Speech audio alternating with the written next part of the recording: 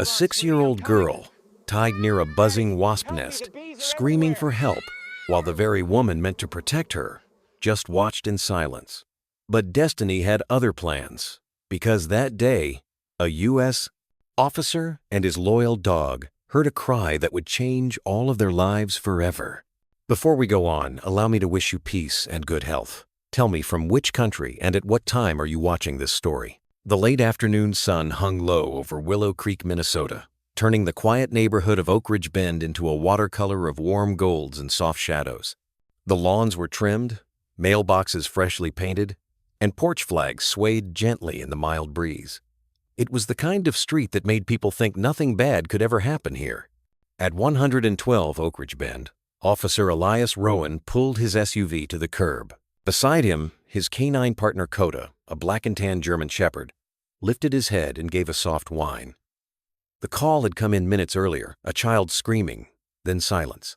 Elias stepped out carefully. He was in his mid-40s, calm in manner, the sort of man who didn't speak much but whose presence filled a space quietly.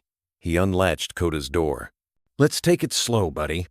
The air smelled faintly of lilacs and something else, something sour underneath. He followed the curve of the yard to the back gate, where a neighbor, Mrs. Hanley, waved him down, eyes wide. "Officer Rowan, it's the Monroe boy, Caleb. He's only 7. I heard crying, then nothing." "Inside the house?" Elias asked. She shook her head. "Out back, near the shed."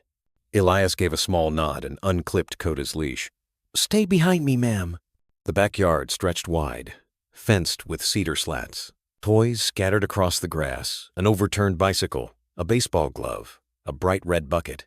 Near the fence, something moved, a faint, trembling sound followed by a sharp whimper. Then he saw him, a small boy tied to a wooden pole, wrists bound with rope, legs shaking. His skin was blotched with swelling welts, his breathing thin and ragged. Around him, angry yellow jackets buzzed in the fading light. "Coda, guard," Elias commanded softly. The dog charged forward, barking sharply to scatter the insects while Elias cut the ropes with his knife. The boy sagged into his arms, gasping. His lips were blue. "Caleb," Elias said gently, "you're safe now. I've got you." The boy could barely whisper. "Please, don't let her come back." Elias's pulse tightened. Who? But Caleb had already gone limp. He carried the boy toward the patrol SUV while Coda stayed alert, circling back toward the house. Through the kitchen window, Elias caught sight of movement, a curtain shifting, a shadow slipping away. Someone had been here, someone watching. He called it in. "Dispatch. This is Rowan. I need paramedics at 112 Oak Ridge Bend. Possible anaphylactic reaction child in distress. Scene unsecured. Suspect may have fled." "Copy that, Officer Rowan," came the voice through static. Elias laid Caleb gently on the back seat, checking for a pulse. It was weak, but there, Coda whined, resting his head on the boy's knee. "You did good," Elias murmured. "Stay with him." He turned back toward the house. The kitchen door was ajar. On the counter, a mug half washed, a dish rag still damp. The floor gleamed, spotless, too spotless. And there, by the back door, a pair of rubber beekeeping gloves and a hooded net veil. Elias froze. The scene wasn't chaotic. It was staged, purposeful. Whoever had done this hadn't panicked. They'd prepared. He looked down and saw faint footprints leading away through the side yard. One set small, barefoot. The other, larger, wearing sneakers. The larger prints vanished past the hedge. "Coda!" he called. The shepherd bounded back, nose to the ground, then raised his head and barked once, short, decisive. Trail, gone cold. Elias looked toward the fading light, jaw tightening. Whoever hurt this boy hadn't run out of fear. They'd run because they thought they could get away with it. Sirens echoed faintly in the distance, drawing closer with every heartbeat. Elias knelt beside the boy one more time, checking his airway, then placed an oxygen mask from his emergency kit over Caleb's nose. Coda stayed pressed against the open door, alert and protective, his ears twitching at every sound. Within minutes, the paramedics arrived, 2 figures in navy blue, moving fast but careful. Elias briefed them quickly, pointing toward the back of the property. 7-year-old male, multiple insect stings, loss of consciousness, Likely anaphylaxis. No sign of the caregiver. Back door open, scene clean. This was deliberate. The medic nodded, already preparing the epinephrine. We'll stabilize him en route. Elias stepped aside, watching as they loaded Caleb gently onto the stretcher. One of the paramedics adjusted the boy's arm strap, then looked up. He's lucky you got here when you did, officer. Ugh. Elias nodded once, but his gaze lingered on the house. Lucky wasn't the word he would have chosen. After the ambulance pulled away, the flashing lights fading down Oak Ridge Bend, Elias began a slow walk around the property. Every detail mattered now. A swing still swayed lightly in the evening breeze. A hose dripped water into a shallow puddle, rippling under the reflection of the last orange sunlight. He moved back inside. The living room looked ordinary. Family photos on the wall, soft toys piled in a bin, a framed picture of Grant Monroe and his son, smiling by a lakeshore. Elias had seen the father once or twice around town, a quiet man, a mechanic at the Willow Creek Auto Center, hardworking, rarely home during daylight hours. And then, a third face in another photo, a woman, younger than Grant, smiling tightly beside them. The inscription at the bottom corner read, Summer 2024, Marla and Caleb. Elias exhaled slowly. So, Marla Whitford, not a neighbor, not a visitor. She lived here. He walked back toward the kitchen and pulled on a pair of gloves from his utility belt. The gloves and beekeeping veil were still where he'd found them. The rubber smelled faintly of honey and detergent. On the counter lay a folded note, creased, but clean. He opened it carefully. He has to learn. Fear is a better teacher than comfort. M.W. Elias stared at the handwriting for a long time. Neat. Controlled. No remorse. Outside, Coda gave a short bark from the yard. Elias stepped out to find the dog standing near the back fence, nose pointed toward the open field behind the house. A set of faint tire tracks cut through the grass, heading toward the tree line. So she had driven away, calm, methodical, leaving the house spotless behind her. Elias took one last look at the property. The lights were still on inside. The hum of the refrigerator filling the silence. A faint children's song still playing from a tablet left on the table. A picture-perfect home hiding something monstrous. He crouched beside Coda, resting a hand on his neck. "Let's get this report in," he murmured. "We're not done yet." As they returned to the SUV, the last rays of sunlight dipped behind the rooftops. Elias switched on his radio. "Dispatch, this is Rowan. Child en route to street. Croy Regional. Requesting immediate bolo for Marla Whitford. Female, mid-30s, brown hair, driving a silver Subaru Outback. Suspected child endangerment and assault. Leaving from Oak Ridge Bend toward County Road 17. Copy that, Officer Rowan," the voice answered.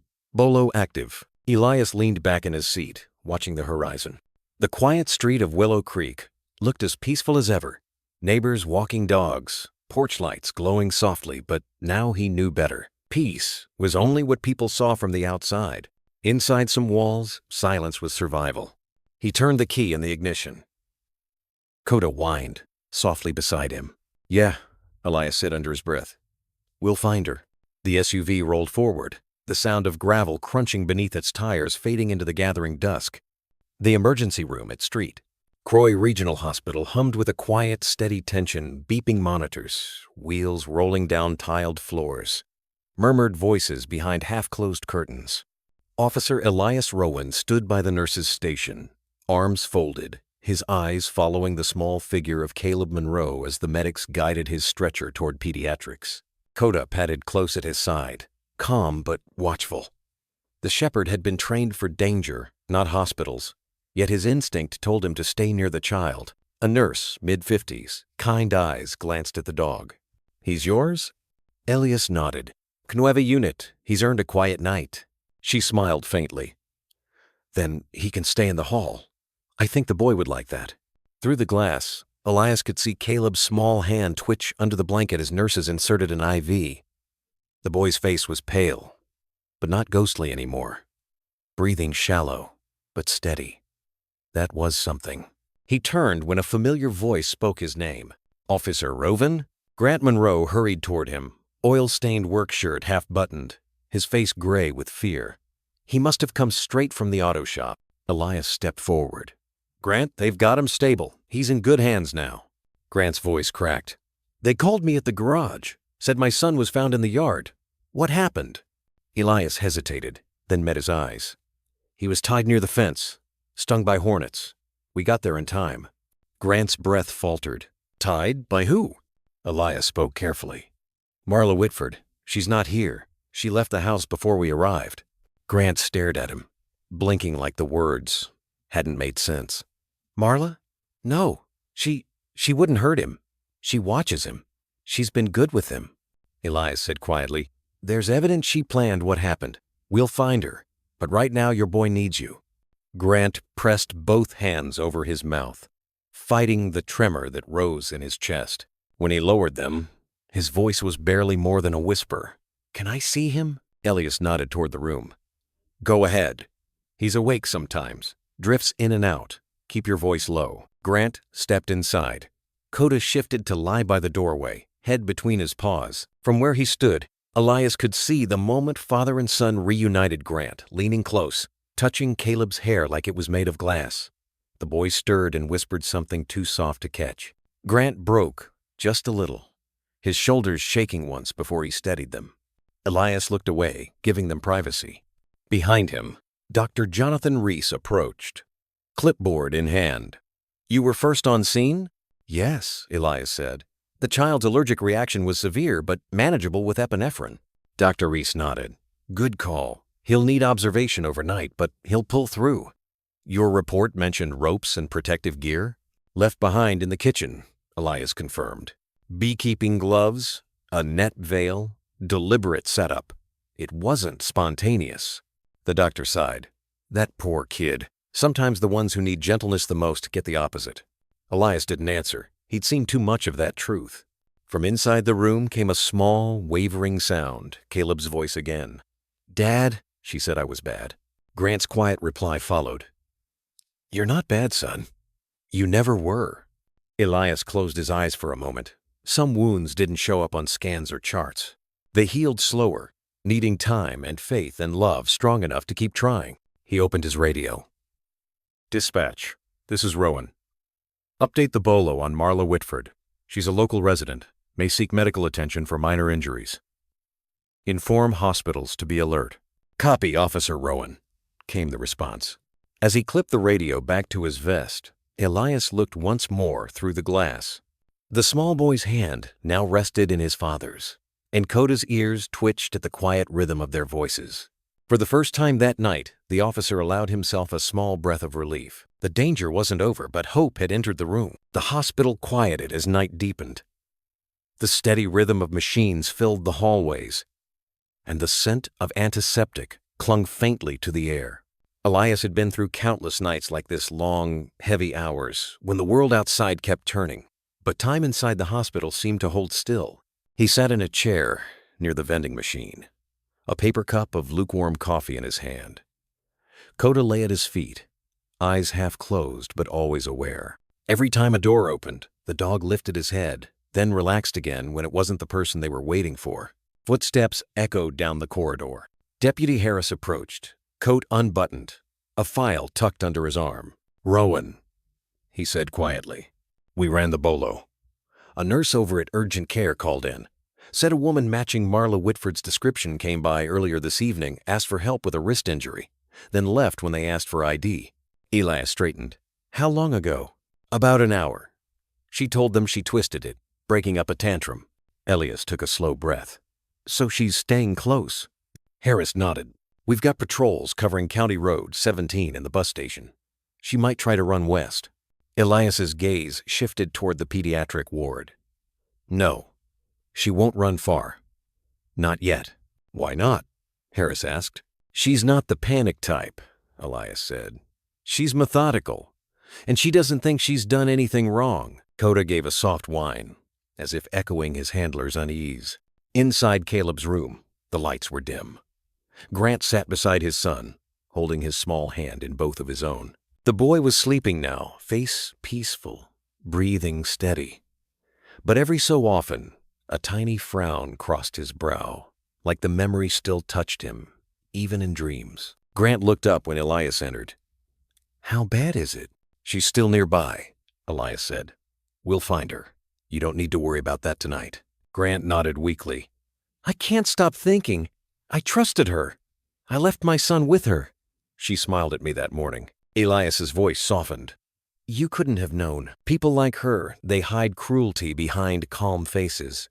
You see the smile, not the threat. Grant lowered his head. Still feels like I failed him. Elias looked through the window at Caleb. You didn't.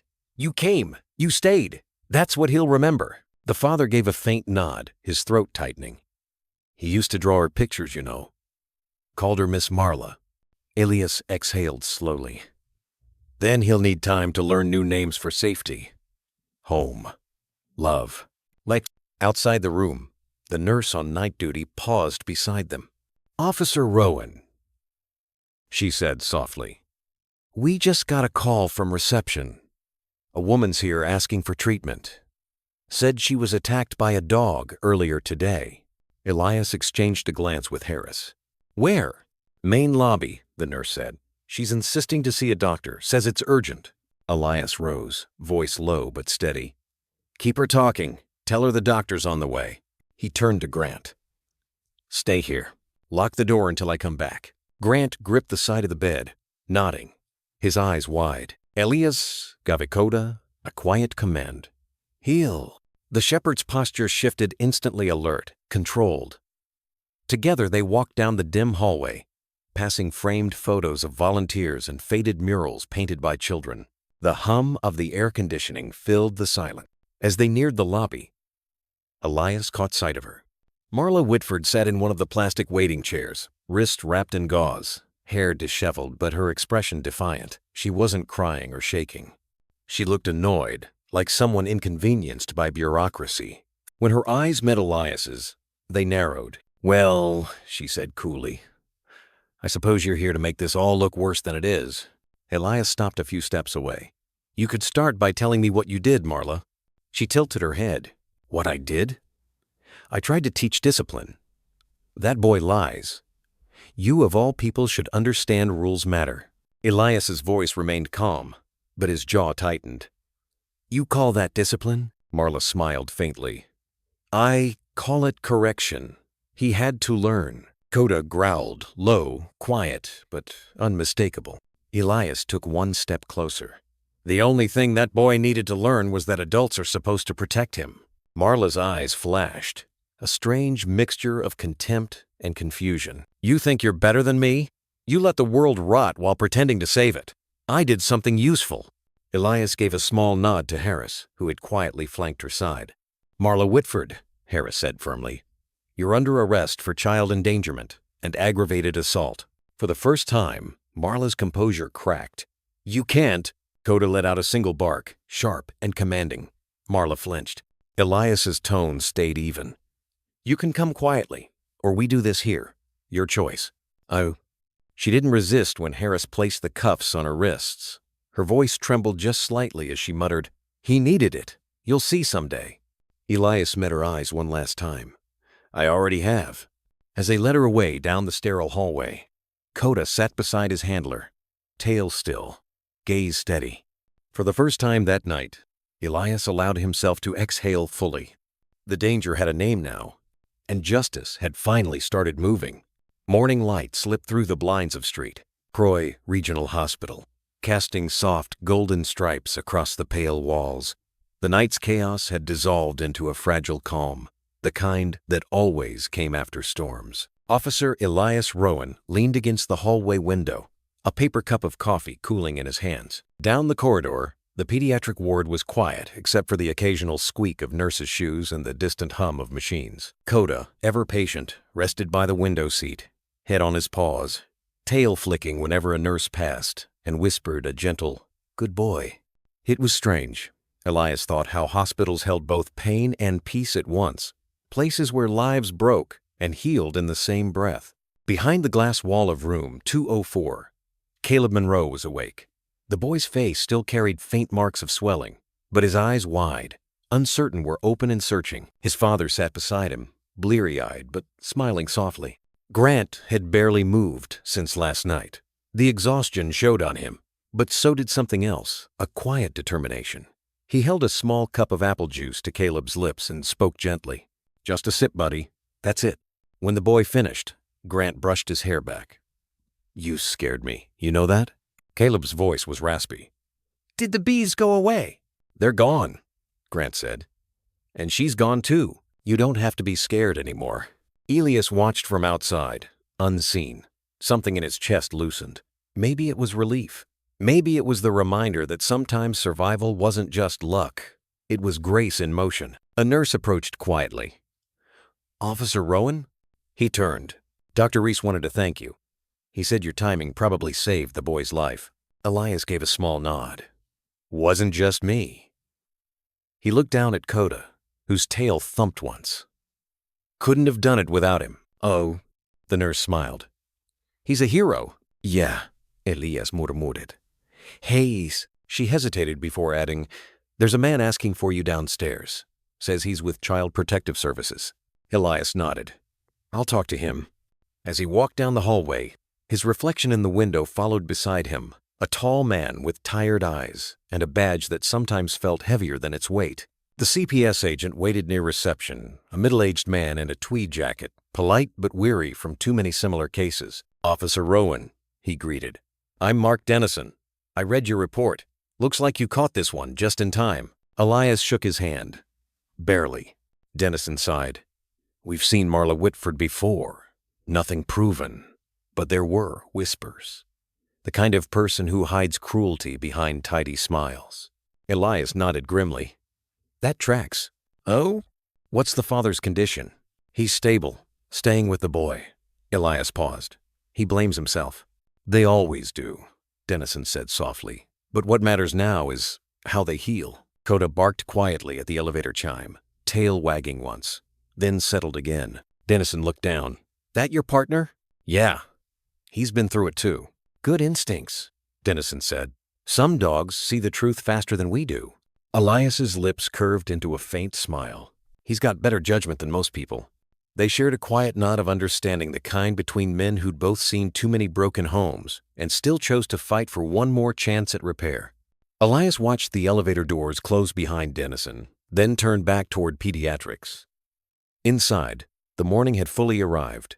Sunlight danced across the floor, tiles like ripples on a pond. Coda padded beside him, step for step. Elias paused outside Caleb's room again. Grant was showing the boy something, a small, worn leather wallet, open to a picture of a woman with warm eyes. Your mom, Grant said softly. She'd be proud of you. Caleb smiled faintly. Does she know about Coda? Grant's voice caught. I think she does. Elias felt something stir, a memory of his own daughter, a picture tucked away in a drawer, and the quiet ache of distance time couldn't fully erase. He placed a hand on the doorframe, took a breath, and stepped inside. Morning, Grant, Elias said softly as he stepped inside. Grant looked up, tired but calm. Officer Rowan, I didn't hear you come in. Didn't mean to interrupt. Elias nodded toward Caleb. How's our little fighter doing? Grant smiled faintly. Better. The doctor said he'll make a full recovery. Still weak, though. Keeps asking if the dog can stay. Elias glanced at Coda, who was sitting near the door with his tail brushing the floor. That's up to hospital policy, he said. But if it helps him rest, I think we can make an exception. Caleb turned his head toward the sound of Elias's voice. You're the man who found me, right? Elias nodded, walking closer. That's right, buddy. But I think your real hero's over there. He pointed at Coda. The boy's face softened with something that almost looked like awe. He didn't move when the bugs came. He just stayed. Elias crouched beside the bed, lowering his voice. That's what he does best. He stays. Caleb reached out a shaky hand, and Coda moved forward quietly until his nose touched the boy's fingers. The dog didn't bark or wag his tail. He simply stood there, still and calm, the way he did with anyone fragile. Grant swallowed hard, looking at the scene. He hasn't smiled like that in months, he said. Elias looked up at him. Sometimes it takes another kind of heart to remind us how to heal. Grant exhaled slowly, eyes glistening. I keep thinking about how close I came to losing him. I thought I was doing everything right, working, keeping a roof over our heads. But I wasn't there. Not really. Elias's tone softened. You can't fix the past, Grant. You just start showing up from now on. That's what matters. The words hung in the air simple, but carrying the weight of experience. Grant nodded, his voice trembling. I used to think being a father was about providing, but maybe it's about being present. And exactly, Elias said quietly. Presence saves more lives than any badge or paycheck ever could. For a while, none of them spoke. The only sound was the steady rhythm of the heart monitor and the soft breath of the child who had been given another chance. Caleb finally whispered, Can Coda stay with me when I go home? Elias smiled. We'll see, champ. He's got a lot of work to do, but maybe he'll visit. Coda tilted his head, as if understanding the promise. Grant looked at Elias. You ever think about having kids? The question caught him off guard. Elias hesitated, glancing out the window where the morning light washed over the parking lot. I had a daughter once, he said after a moment. We don't talk much anymore. Different paths. But she's out there somewhere. Grant's voice was gentle. Maybe this case was meant to remind you it's not too late. Elias smiled faintly. Maybe it was. He stood adjusting his jacket. I'll check in later today. You two rest. As he turned to leave, Caleb's small voice called after him. Officer Rowan? Elias paused in the doorway. Yeah, buddy? Thank you for saving me. And for saving Coda, too. Elias's throat tightened. He nodded once, unable to speak for a moment. You just get better, okay? That'll be thanks enough. He walked out into the corridor, his footsteps echoing softly. Behind him, Coda lingered for a second, longer, then followed, glancing back once, as if making sure the boy was truly safe. Outside, the morning air was crisp, carrying the scent of pine and wet asphalt. Elias took a deep breath, tilting his face toward the light. Sometimes, redemption didn't come as grand gestures or headlines. It came in quiet rooms, in the fragile laughter of a boy who'd found safety again, and in the still loyalty of a dog who refused to leave. 2 days had passed since the arrest. The chaos had settled into a quiet rhythm of recovery and reflection. The town of Willow Creek, usually buzzing with weekend fairs and coffee shop chatter, seemed to move slower, like everyone sensed something fragile had been restored. Elias parked his SUV outside Grant Monroe's modest home on Oak Ridge Bend. The afternoon light poured through the trees, scattering golden flecks across the front porch where a small toy truck sat, forgotten but waiting. He stepped out, the crunch of gravel under his boots echoing softly. Coda leapt down beside him, stretching before trotting toward the yard, nose twitching at the familiar scents. Grant opened the front door before Elias could knock. He looked better, rested, cleaner, his flannel shirt crisp, but his eyes still carried the weight of sleepless nights. Officer Rowan, he greeted. You didn't have to come all the way here. Elias gave a faint smile. Just wanted to see how you two were holding up. Grant stepped aside. Come in. Caleb's in the living room drawing. Inside, the house smelled of coffee and something warm comfort food, the kind that told a visitor this was a place trying to heal. The afternoon sun filtered through the curtains, catching on dust motes that danced lazily in the air. Caleb sat cross-legged on the carpet, crayons spread across the floor. When he saw Elias, his face lit up. Hey, you came back! Of course, Elias said, crouching beside him. What are you working on there? The boy held up his drawing proudly, a crude but heartfelt sketch of Coda with a superhero cape. Above it, he'd written, My Guardian. Elias smiled. That's pretty accurate. He'd like that title. Coda, as if on cue, padded closer and nuzzled the boy's shoulder, earning a giggle that filled the room with lightness that had been missing for too long. Grant leaned against the doorway, arms folded. He's been drawing non-stop since he got home. I think it's helping. Elias nodded. That's good. Kids process things through pictures. It's their way of talking when words get heavy. Grant hesitated, then said quietly, The therapist from CPS came by this morning. They'll check in weekly for a while. That's standard, Elias said. They're just making sure both of you are okay. Grant's gaze dropped. I still can't believe I didn't see what she was doing. Marla fooled everyone, including me. Elias straightened, his tone gentle but firm. You can't carry her guilt. What matters is you got your son back, and you're here now. Grant nodded, his jaw tight.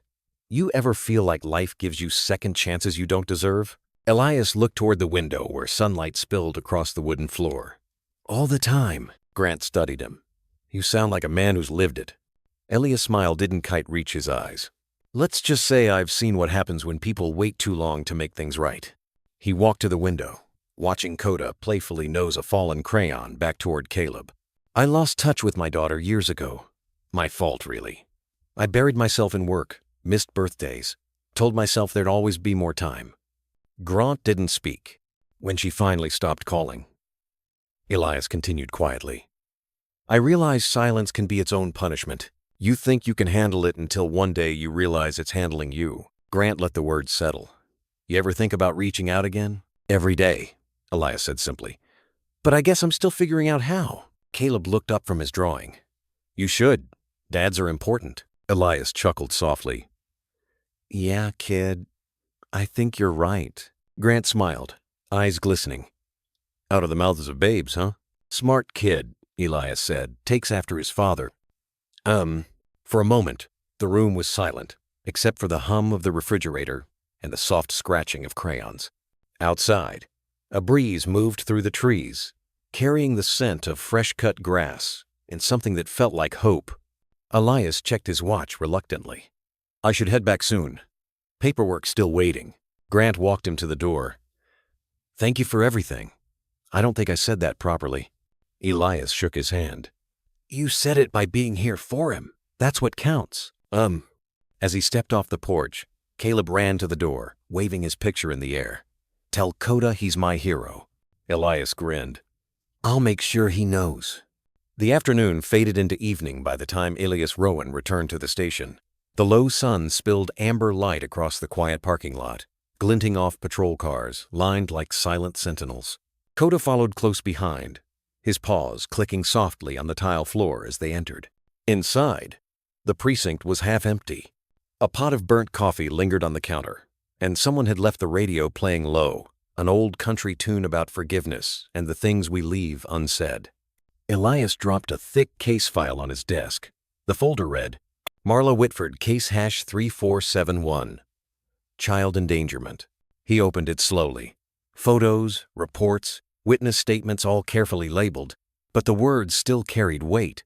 Each page felt like another echo of a life gone wrong, of pain that might have been prevented if someone had looked closer sooner. Coda rested his head on Elias's knee. Yeah, I know, Elias murmured. This part never feels good. He reached into his drawer and pulled out an old photo. A young girl with dark curls, sitting on a swing, smiling wide at the camera. The edges of the picture were worn soft from years of handling. Sarah, his daughter, had been 10 in that photo. 10, and already learning that her father's job came before her school recitals. He traced the corner with his thumb, a quiet ache behind his ribs. He whispered, I wonder if you'd even recognize me now. The desk phone rang, breaking the silence. Rowan, he answered. A voice on the other end said, Hey, this is dispatch. Just letting you know Marla Whitford's been transferred to county custody. She's asking to speak with you before arraignment tomorrow. Elias frowned. She wants me? Specifically. Said you'd understand what people deserve. Whatever that means. He exhaled slowly. All right. I'll see her in the morning. As he hung up, his eyes drifted back to the photo of his daughter. Coda's tail brushed lightly against his leg, a quiet reminder of presence of life still moving forward. Elias leaned back, staring at the ceiling for a long moment. The faint hum of the fluorescent lights filled the room. He could feel the weight of years, every decision, every silence that had cost something. He closed the file and whispered to no one in particular, Maybe this is the time to make things right. Pulling his phone from his pocket, he scrolled down to a contact he hadn't touched in nearly 4 years. Sarah Rowan. The cursor blinked in the empty message box. He typed, Hey, kiddo. It's been a while. Just wanted to say I've been thinking about you. Hope you're okay. His thumb hovered over send for a long moment. Then he pressed it. A tiny whoosh broke the stillness, and the message was gone. Elias let out a breath he hadn't realized he was holding. Outside the window, the last of the daylight disappeared beyond the pines, and the sky turned the color of old denim. Coda gave a low, approving huff and rested his chin on Elias's boot. Yeah, Elias said softly. Maybe it's not too late. A bling. The old country song on the radio faded out, replaced by a line of silence so complete it almost sounded like peace. The next morning broke gray and quiet over Willow Creek County Jail. A thin mist hung over the parking lot, and the distant sound of train horns drifted through the valley like a memory trying to reach someone who'd stopped listening. Officer Elias Rowan parked his SUV and sat for a moment, staring at the high concrete walls beyond the windshield. Coda sat upright in the passenger seat, alert but calm, his breath fogging the glass. "Stay here, partner," Elias said softly, resting a hand on the dog's neck. "This one's not for you." Coda gave a low whine but obeyed, settling back down as Elias stepped out into the chill. Inside, the air smelled of bleach and steel. The echo of heavy doors closing behind him followed like a pulse. The deputy at the front desk nodded. "Morning, Rowan." "She's in interview 2. Said she wouldn't talk to anyone else." Elias signed the log, clipped his badge to his vest, and made his way down the narrow hallway. The sound of his boots on concrete was steady, deliberate, almost rhythmic. Through the small glass window, he saw her waiting. Marla Whitford sat at the metal table, her hands cuffed, her hair pulled back neatly as if she refused to look undone even here. The fluorescent lights made her skin look pale and sharp. When Elias entered, she didn't look up right away. She was humming softly, an old tune, maybe something from a church choir. "Morning, Marla," he said quietly. She stopped humming. "You came, you asked." Marla's lips curved into something that wasn't quite a smile. "You remind me of my brother. Always thinking rules make you good." Elias pulled the chair across from her. "I'm not here for philosophy. You said you had something to tell me." She tilted her head. "You think I'm a monster. Everyone does. But you didn't see what that boy was becoming. The lying, the tantrums, the way he looked at me with those judging eyes." Elias's tone stayed level. "He's 7. Marla's eyes flickered. "So was my brother when he set the fire. My mother said it was an accident, but I saw him smile when it burned." Elias studied her for a long moment. "So Caleb paid for something another child did. I corrected him," she said coldly. "I stopped what could have grown." He leaned back slightly. "That's not correction, Marla. That's fear. And fear doesn't save anyone. It just multiplies." For the first time, she looked directly at him. Her voice softened. "You sound like a man who's afraid of what he's done too." Elias's jaw tightened. She smiled faintly, sensing the strike had landed. "You've got that look. The kind of man who couldn't save someone he was supposed to." He said nothing. "Maybe your badge keeps you busy," Marla continued, "but it doesn't keep you clean." Elias's eyes met hers, steady, unreadable. "You're right about one thing. None of us are clean. But the difference is, some of us still try to wash our hands before we touch another life." The room fell silent except for the hum of the overhead lights. Marla shifted in her chair. "He's fine then? The boy?" "He's healing," Elias said simply. "With his father. Somewhere you can't reach him anymore." Marla nodded slowly, her face unreadable. Then she whispered, almost to herself, "Maybe that's for the best. The world doesn't forgive mistakes like mine." Elias stood. "No. But sometimes it forgives what we do after." He walked to the door, pausing before the guard buzzed it open. "You'll get your day in court, Marla. Make it count." As he stepped into the corridor, the heavy door closed behind him with a sound that seemed to echo through more than just the walls. It reverberated somewhere deep inside him. Outside, the morning mist had begun to lift, sunlight breaking faintly through the haze. Elias paused by his SUV, watching the sky clear. Coda barked softly once from inside the car, tail thumping against the seat. Elias opened the door and sat down, letting the warmth of the sunlight fall across his hands. He started the engine but didn't drive yet. His thoughts drifted to the boy, to the father, and to a little girl he hadn't spoken to in years. Maybe Marla was right in one sense. Guilt doesn't disappear, it just changes shape. But maybe that was also how redemption began. By late afternoon, the air in Willow Creek had changed. The chill of early autumn carried the smell of roasted corn and cider the first day of the town's harvest fair. Paper lanterns hung across Main Street, glowing like warm little suns as families began to gather. Elias drove slowly past the square, watching from his window. Kids ran between booths, faces painted like pumpkins. and the air was thick with laughter and fiddle music. It was the kind of small-town joy that reminded him why he'd chosen to stay here, even after everything else had fallen apart. He parked near the diner and checked his phone out of habit. One new message. Sarah Rowan. "Hey, Dad, got your text. Been a while, yeah. Hope you're okay too." Elias stared at the screen for a long time. The words weren't long, but they were enough. For years, he'd rehearsed how that first reply might feel, and now that it was here, it felt both heavy and impossibly light. He typed slowly, careful not to overreach. "I'm doing better. Just trying to figure things out one day at a time." A pause. Then another message appeared. "That sounds like a start. Maybe we could talk sometime?" Elias felt a smile tug at his lips. "I'd like that, kiddo. Whenever you're ready." He put the phone down, letting the moment settle. For the first time in years, there wasn't just silence on that line. There was something fragile but alive. Possibility. Across town, at the edge of the fairgrounds, Grant Monroe lifted his son onto his shoulders so Caleb could see the parade better. The boy laughed as confetti drifted through the air, his tiny hands reaching for the bright paper. "Dad, look, the marching band." Grant laughed, his voice full of warmth. "You've got the best seat in the house, champ." Caleb pointed toward a tent near the edge of the square. "Is Coda coming too?" Grant smiled. "Maybe if we're lucky." And luck, it seemed, was listening. A familiar bark rose from behind them. When they turned, Elias Rowan was there, no uniform this time, just jeans, a flannel jacket, and Coda trotting happily by his side. The sight made Caleb's face light up like sunrise. "You came," the boy shouted. "Couldn't miss the fair," Elias said, smiling. "Besides, someone promised a superhero cape for my partner." Caleb jumped down from his father's shoulders and ran to hug the dog. Coda sat still, patient and proud, as the boy gently fastened a red cloth cape around his neck. "There," Caleb said. "Now he's official." Elias looked at Grant, who was watching quietly, gratitude written all over his face. "How's he been?" Grant nodded. "Better every day. We both are." "Good," Elias said softly. "That's all that matters."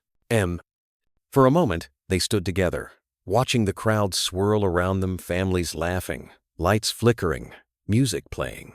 The fair felt like the kind of place where second chances could quietly bloom, right between the popcorn stands and the echoes of a fiddle tune. Grant glanced at Elias. "You should stick around. There's a fireworks show later." Elias hesitated, then smiled. "Maybe I will." Coda barked once, tail wagging, as if to seal the deal. As the sky deepened to twilight, the first sparks of fireworks bloomed above Willow Creek, slow, deliberate bursts of gold and blue that painted the faces below in soft, fleeting light. Elias watched Caleb laugh under the falling colors and felt something loosen inside him, a knot that had been there too long. Maybe redemption didn't arrive with grand gestures or perfect endings. Maybe it came in small moments like this, between the sound of a child's laughter and the warmth of a hand finally reaching back across time. 3 weeks passed since the fair, and Willow Creek had settled into that gentle rhythm only small towns seem to know. The trees along Main Street had turned to amber and gold, their leaves drifting lazily across parked cars and wooden porches. The days were shorter now, but the sunsets somehow felt longer, stretching across the horizon like they wanted to linger. Officer Elias Rowan sat at his kitchen table, the morning light spilling across a half-empty cup of coffee. Coda lay nearby, chewing softly on an old tennis ball, perfectly content. On the table in front of Elias lay his phone. The screen glowed with a new message. "Sarah Rowan. Got your voicemail. You sound older, Dad, but maybe also calmer. How's your dog?" Elias smiled. He typed back slowly. "He's the best partner I've ever had. Maybe I'll introduce you someday." A few minutes later, another message came through. "Someday could be soon. I'm in Madison for work next week. Maybe I could stop by?" He stared at the words for a long moment before replying. "You know where to find me. Porch light's always on." He set the phone down and leaned back, eyes soft. For the first time in years, the silence in his house didn't feel lonely, it felt full. Outside, wind chimes tinkled softly, and the smell of pine drifted through the cracked window. Across town, Grant Monroe stood on his front porch watching Caleb ride his bike down the driveway. The boys' laughter filled the crisp air, a sound that had become the pulse of their mornings. "Easy there, champ. Remember, brakes first, then feet." Caleb skidded to a stop, grinning. I did it, Dad. All by myself. Grant laughed. You sure did. He walked over, ruffling the boy's hair. You've gotten brave again. Caleb looked thoughtful for a moment. I wasn't brave before? Grant crouched to meet his eyes. You were always brave. You just forgot for a while. Happens to grown-ups, too. The boy nodded, as if that made perfect sense. Can we visit Coda later? Grant smiled. You miss him that much? Yeah, Caleb said earnestly. He makes me feel safe. Grant's voice soughed. Me too, kiddo. They stayed outside until the sun climbed high and the air smelled faintly of cinnamon from a neighbor's oven. For once, there was no rush, no clock ticking behind every decision. Later that afternoon, Elias drove out toward the lake on the north edge of town. It was where he used to take Sarah fishing when she was little, back when weekends still meant something. The water was calm, catching every ripple of sky above it. He parked the car and stepped out, the gravel crunching beneath his boots. The phone buzzed once in his pocket. Sarah Rowan. Hey, Dad. Madison trip got delayed a day. Still good for coffee tomorrow? Elias smiled, the kind that started small but stayed. Wouldn't miss it for the world. Coda barked softly from the passenger seat, tail thumping. Elias looked back and nodded. Yeah, boy, she's coming home. The dog tilted his head. Ears perked, as if he understood the meaning behind every word. For the first time in a long while, Elias felt the weight in his chest shift, not vanish, but lift, just enough to breathe easier. He watched the sun sink toward the lake, painting the surface gold. In the reflection, he saw himself, not the officer, not the man buried in guilt, but a father learning how to show up again. The cafe on Maple Street wasn't fancy, just wood tables, the smell of roasted beans, and a small chalkboard that read, "Fresh pie today, apple and cinnamon." The kind of place where time seemed to slow down long enough for hearts to catch up. Elias Rowan sat by the window, hands wrapped around a mug that had gone lukewarm. He kept glancing toward the door every few seconds, even though he told himself not to. When the bell finally chimed, she was there. Sarah Rowan, mid-20s now, hair shorter, eyes the same soft green he remembered. She hesitated only for a moment before walking over. Hey, she said, voice steady but quiet.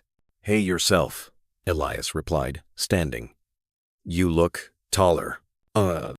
Sarah laughed, just a small sound, but it loosened something in him. That's what happens in 8 years, Dad. He motioned to the seat. Sit, please. They sat in a silence that wasn't awkward, just full of things neither knew how to say yet.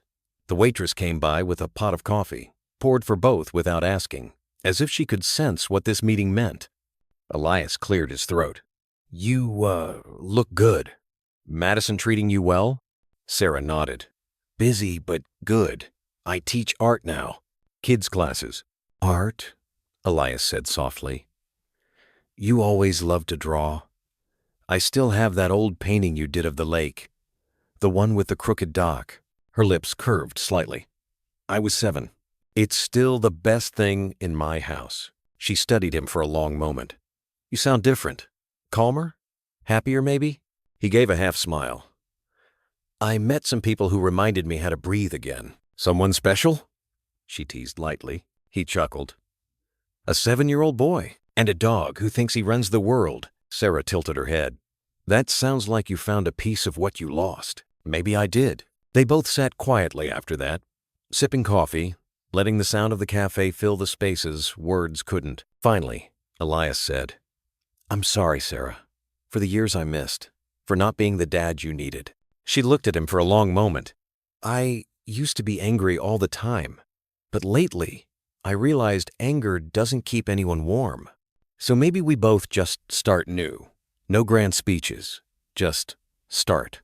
Elias's throat tightened. I'd like that. Sarah smiled. Then it's a deal. They clinked mugs softly, like a quiet toast to the fragile miracle of second chances. That evening, the smell of stew and baked bread drifted from Grant Monroe's house. Laughter spilled from the kitchen, the kind that could only come from a home learning to be whole again. Grant set an extra plate on the table. You sure your daughter won't mind dinner with strangers? Elias smiled.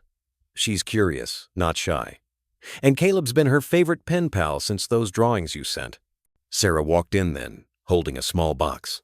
Hi, I brought dessert. Caleb's eyes widened. "You're Officer Rowan's daughter." "That's me," she laughed.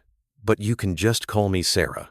Coda barked once, circling the table before sitting beside Caleb's chair. As everyone gathered, the house filled with warmth, voices overlapping, forks clinking, Coda's tail thumping against the floor. Elias watched them all for a moment, the boy who had found safety, the father learning grace, the daughter rediscovering her dad, and felt something he hadn't in years, belonging. Grant raised his glass of cider. "To new friends. And second chances," Sarah added softly. "And to people who keep the porch light on." Elias's eyes glistened. He lifted his glass, too. "Amen to that." Outside, the wind carried the laughter into the quiet streets of Willow Creek, where leaves danced under the porch light that, true to his word, never went out. The wind carried a restless chill that morning, sweeping over Willow Creek like a whisper of something about to change. The leaves had started to fall faster, blanketing the streets in gold and rust. Officer Elias Rowan stood outside his house, coffee mug in one hand, phone in the other. Coda sat beside him, ears alert, tail flicking against the porch. His phone buzzed with a call from dispatch. "Rowan," he answered, the tone already steady. "Morning, officer. We've got a situation out by Highway 47 near the ridge. Missing child, possibly abduction. The sheriff's asking for you personally." Elias exhaled, eyes narrowing. "I'll be there in 20. He looked down at Coda. The shepherd rose instantly, reading the change in his voice. "Duty calls, buddy," Elias murmured. "Let's go." Inside, he reached for his jacket and paused. On the kitchen counter lay a small folded note, Sarah's handwriting. "Dinner tonight at Grant's. Don't be late, old man. Caleb's making something with too much sugar." He smiled faintly, then sighed. "Guess I'm going to be late after all." By the time Elias reached the ridge, flashing lights painted the gray morning in streaks of red and blue. Deputies moved through the tall grass, combing the woods. The mother of the missing girl stood near a patrol car, shaking, clutching a pink backpack to her chest. Elias approached the sheriff. "What do we know? 8-year-old female, name's Lily Hart, went missing walking home from the bus stop yesterday evening. We've got scent dogs, drones, everything we can, but..." He didn't finish the sentence. Elias nodded, pulling on gloves. "I'll take the east trail. If she's moving, she'll head toward the creek." Coda barked once. "Ready." The woods were quiet, except for the sound of leaves underfoot and the faraway rush of water. Elias moved slowly, scanning the ground, every nerve attuned. The forest felt heavier today, not dangerous, but expectant, like it was holding its breath. After nearly an hour, Coda stiffened. His nose dropped, tail stiff, a low rumble in his throat. Elias followed his gaze and saw it. A small red shoe, half buried in the mud. "Good boy," Elias whispered. He keyed the radio. Found a trace near the creek bend. Going in. As they followed the shallow trail, he spotted a shape through the trees, a small figure sitting by the water, knees drawn to her chest. "Lily?" he called softly. The girl turned. Her face was streaked with dirt and tears, but she was alive. Coda broke into a run, stopping just short of her, wagging his tail gently. Elias approached slowly, lowering himself to one knee. "It's okay," he said. "You're safe now. Let's get you home." The child's lips trembled. "I got lost." Elias smiled. "Happens to the best of us, kiddo." He wrapped his jacket around her shoulders and lifted her into his arms. She clung to him, small and trembling, her heartbeat rapid against his chest. As they emerged from the woods, deputies rushed forward. The mother screamed her daughter's name, running toward them. Elias handed the girl over, his throat tight as he watched them collapse into each other's arms. Someone shouted, "That's the second kid he saved this year." But Elias barely heard. He just stood there, hands still trembling from the weight of what could have been lost. He looked down at Coda. The dog was watching the reunion too, tail wagging slowly. "Yeah," Elias whispered. "Good job, partner." Back in town, the sun dipped behind the hills. The smell of stew and laughter drifted faintly from Grant Monroe's house. Inside, Sarah was setting plates on the table, glancing toward the window every few minutes. Caleb asked, "Is Officer Rowan coming?" Sarah smiled. "He said he'd try, but sometimes heroes have to make other people safe first." Caleb nodded solemnly. "Then we'll save him some dessert." By the time Elias Rowan turned onto Oak Ridge Bend, night had already folded over the town. The streets were quiet now, festival banners fluttering weakly in the autumn breeze, their bright colors muted under the lamplight. Coda lay curled in the passenger seat, snoring softly, worn out from the long day. Elias smiled faintly, the kind that came with exhaustion and relief in equal measure. The rescue had been clean. The girl was safe. Another small miracle tucked away in the ledger of a man who had once believed he'd used up all his second chances. As the SUV rolled to a stop in front of Grant Monroe's house, Elias noticed something. The porch light was still on, warm, steady, and waiting. He checked his watch, nearly 10:30 p.m. Too late for dinner, he thought. But as he stepped out, the faint sound of laughter drifted through the slightly open window. He hesitated, then knocked softly. The door opened almost immediately. Sarah stood there, still in her flannel from the evening, her expression soft but knowing. "You're late." Yeah," he said with a tired grin. "Work ran long." She stepped aside. "Come in before the stew gets cold." Inside, the scene felt like something borrowed from a memory. Grant was clearing plates, Caleb half asleep on the couch, his superhero cape tangled around Coda, who had immediately joined him like they'd rehearsed it. The smell of cinnamon and broth lingered in the air. Elias set his hat on the table. "I didn't mean to make everyone wait." Grant waved him off. "You saved a kid, Rowan. That's worth waiting for." Sarah brought him a plate stew, still warm, bread freshly sliced. "Eat. We figured you'd come, one way or another."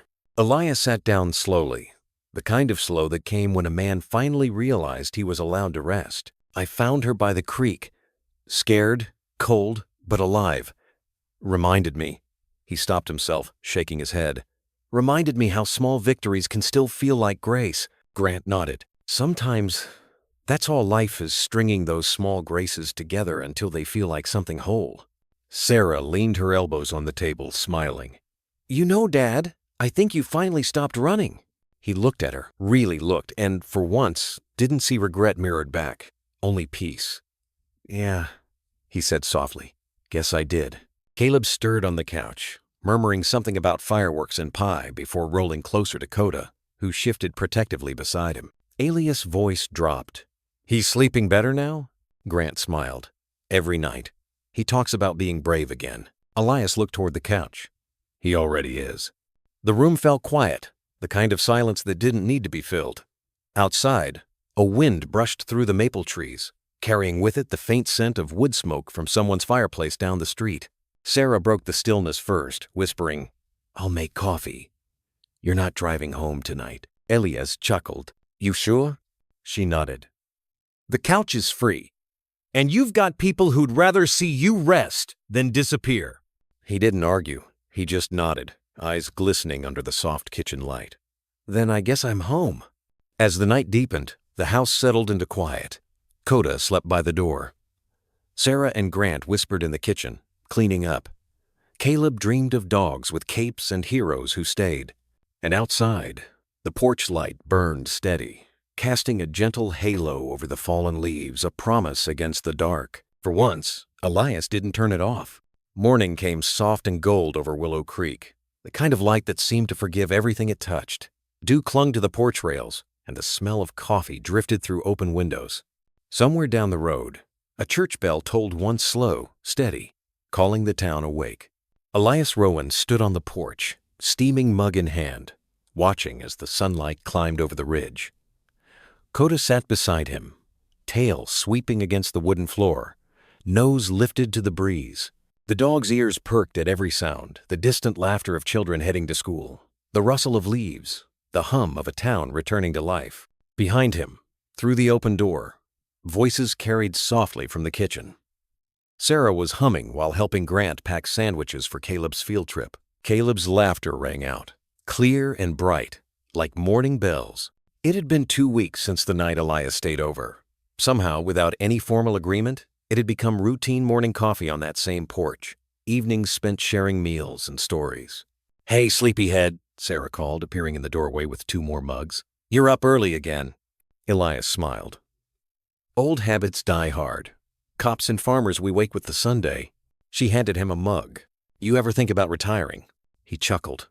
I think about it every time my knees remind me I'm not 30 anymore. But I don't know. I think I'd miss the noise. Sarah leaned on the railing beside him. Maybe it's not the noise you'd miss. Maybe it's feeling needed. Her words landed gently but deep. Elias looked out across the town, the diner opening its doors, the postman waving from his truck, a neighbor hanging laundry in the soft light. Maybe you're right, he said. But sometimes being needed doesn't mean wearing the badge. Sometimes it's just showing up. Sarah smiled. You're getting good at that. Coda barked once, as if in agreement, then trotted off the porch to greet Caleb, who was wrestling his backpack onto his shoulders. Morning, Officer Rowan, the boy called. Morning, champ, Elias said. Big day? Yep, we're going to the apple orchard for the harvest fair. Grant appeared behind him, coffee in hand, looking both proud and amused. Don't let him fool you, he's mostly excited for the caramel apples. Sarah laughed. A man after my own heart. Grant turned to Elias. You coming by the memorial later? They're dedicating the new playground to the town volunteers. I heard your name made the plaque. Elias blinked. Mine? That's not necessary. Grant shrugged. Maybe not, but folks around here think it is. You've done more for this town than you give yourself credit for. Elias looked away, embarrassed but quietly moved. I was just doing my job. Sarah set her mug down. Sometimes doing your job saves more than lives, Dad. Sometimes it saves people's faith. He didn't answer, just nodded slowly, feeling the warmth behind her words. As the car pulled away, with Caleb waving from the back seat and Coda chasing after the tires for a few steps before stopping, Elias stood alone again on the porch. But this time, the quiet wasn't empty, it was full. The kind of full that only comes when a man realizes he's standing right in the middle of what he'd been searching for all along. He looked down at Coda, who had returned to his side. You know, Elias murmured, maybe this is what peace looks like. Coda wagged his tail once, eyes bright in the morning light. The wind shifted, carrying the faint echo of laughter from the schoolyard and the church bell's second toll. And in that simple moment, under the golden wash of dawn, Elias understood something he never had before. That sometimes redemption doesn't mean erasing the past. It just means keeping the light on, long enough for someone else to find their way home. That afternoon, Willow Creek Park shimmered under the golden light. Families gathered for the Harvest Memorial, laughter and music filling the crisp air. Elias Rowan stood near the new playground, with Sarah, Grant, and Caleb. Coda sat by his side, proud as ever, wearing a new tag that read, Guardian of Willow Creek. The mayor's voice echoed through the speakers. Today we honor those who remind us that kindness saves lives as surely as courage does. Applause spread like wind through the trees. Caleb tugged Elias's sleeve. They put your name on the plaque too. Elias smiled softly. Then it belongs to all of us. The plaque read, for those who protect, forgive, and keep the light on. M. Sarah slipped her hand into his. You kept your promise, Dad. Yeah, he murmured. Guess I finally came home. As the sun began to set, they walked back together, Grant, carrying Caleb on his shoulders, Coda leading the way. When they reached the house, the porch light flicked on, warm and steady against the dusk. Caleb pointed. Look, it's still on. Elias looked up, smiling. It always will be. And the wind stirred, carrying their laughter through the quiet street, while the light kept glowing, gentle, patient, eternal. Sometimes life has a way of circling back to the light we thought we'd lost. When the long nights pass and the porch lamp still burns, it reminds us that somewhere, someone kept hope alive. In Willow Creek, it wasn't just a police officer, a little boy, or a loyal dog who found redemption. It was a family rebuilt from the quiet courage of forgiveness. Elias Rowan learned that healing doesn't always come through grand gestures or perfect endings. Sometimes it's found in small moments, the smell of morning coffee, the laughter of a child, the loyal thump of a dog's tail against the porch. Those are the things that rebuild a home, brick by brick, heart by heart. This story isn't really about rescue or justice. It's about love that repairs what was broken, and how even the most wounded hearts can learn to beat in harmony again. Because in the end, unconditional kindness can rewrite any destiny. Love doesn't need wealth or titles. It just needs presence, patience, and the will to stay. Maybe that's what redemption looks like in real life. Not the applause, Not the headlines, but a quiet evening when everyone's safe inside, supper's warm on the table, and the porch light glows softly in the dusk. Like many of us who've weathered storms and losses, Elias discovered what so many in their later years come to understand. Happiness comes when you start living for others, not just yourself. It's like that small lamp beside your window, the one you switch on before bed so your loved ones know the way home. A simple gesture, but enough to guide someone through their darkest night. So take a moment tonight, maybe after dinner, or when the house is quiet, to think about your own light. Whose path has it brightened? And who might still be looking for it? If this story touched your heart, leave a 1-inch the comments to let me know you're out there listening. And if you think it could be told better, press 0. I'd be honored to hear your thoughts. Because stories like this don't end when the screen fades. They keep living in the way we love, forgive, and keep the light burning for someone else.